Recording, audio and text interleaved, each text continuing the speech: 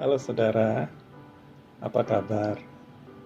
Kembali bertemu dengan saya, Pendeta Ishak Sipasuta, dan saya berharap kabar saudara baik, saudara sehat, dan bahagia berkumpul bersama keluarga di rumah. Maafkan kalau saat ini saya menyapa saudara dan rasanya pakaiannya kaos oblong gitu ya. Tapi ya inilah yang bisa saya sampaikan kepada saudara hari ini. Karena hari ini saya masih di rumah sakit, baru saja selesai kemo yang ketiga. Dan puji Tuhan, kondisi saya sampai sejauh ini baik-baik saja. Saudara, Tuhan itu bisa mengirim siapa saja untuk memberikan pesan kepada kita, untuk mengingatkan kepada kita bahwa Dia mengasihi kita, bahwa Dialah Tuhan Allah yang mengasihi kita saat kita meragukan tentang kasih sayangnya. Dan seorang sahabat saya yang berbeda keyakinan dengan saya, ketika tahu saya sakit, mengirimkan kisah tentang Nabi Ayub berdasarkan kitab sucinya kepada saya dengan pesan, bersabarlah menanti keajaiban dari Allah. Dan saya baca apa yang dikirimkan. Kisahnya mirip dengan yang ada dalam Alkitab kita. Tapi ketika saya merefleksikan kembali kisah tentang Ayub, saya merasa, wah, rasanya saya tidak bisa dibandingkan dengan Ayub. Apa yang dialami Ayub begitu luar biasa. Pergumulan yang datang bertubi-tubi menghantam kehidupannya. Kehilangan seluruh anaknya, harta kekayaannya, mengalami sakit borok, bahkan istrinya berkata kepadanya, "Masih bertekunkah engkau dalam kesalehanmu? Kutukilah Allahmu dan matilah."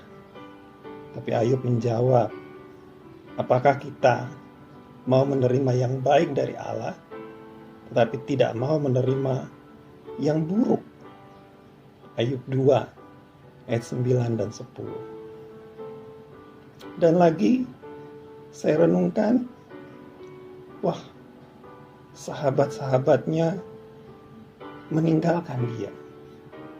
Jadi saya bisa membayangkan betapa Ayub merasa sendiri menjalani pergumulannya. Tapi ada satu yang tidak meninggalkan Ayub, yaitu Tuhan Allah. Nah saudara, kalau saya bersyukur dalam apa yang saya alami sampai hari ini. Justru saya merasakan kasih sayang Allah yang luar biasa dalam kehidupan saya. Ada keluarga saya yang mengasihi saya, memperhatikan saya. Ada istri saya, ada Timothy yang menjadi penyemangat dalam hidup. Ada keluarga besar saya yang juga mendukung, baik dari pihak istri maupun dari pihak saya. Saya punya banyak sahabat, banyak teman yang mendoakan saya setiap hari. Ada Bapak Ibu, anggota jemaat simpatisan yang menyebutkan nama saya di dalam doa yang setiap hari dipanjatkan. Ada Bapak Ibu, teman-teman, sahabat yang mengirimkan WhatsApp buat saya, memberikan semangat kepada saya setiap hari. Ada teman-teman saya ada sahabat-sahabat saya yang saya sebut pasukan doa, yang setia berdoa bagi saya setiap malam. Ada teman-teman penabur yang rutin berdoa bagi saya setiap malam jam 9. Dan banyak lagi yang tidak dapat saya sebutkan. Dan semuanya itu menghadirkan pesan buat saya. Ishak, Allah mengasihimu. Allah mengasihi saya. Dan Dia tidak pernah meninggalkan saya. Itulah yang menghadirkan kebahagiaan dan sukacita dalam hidup saya. Nah, saudara, apa pesan yang ingin saya sampaikan? Saya ingin mengatakan kepada saudara-saudara yang mungkin merasakan seperti yang saya rasakan, yang harus sakit, dirawat, yang punya pergumulan yang berat, lebih dari saya, pergumulan yang bertubi-tubi datang menghampiri kehidupan saudara. Dan ketika saudara merasa saudara sendiri, tidak. Jangan pernah merasa sendiri. Ada Allah yang mengasihi saudara.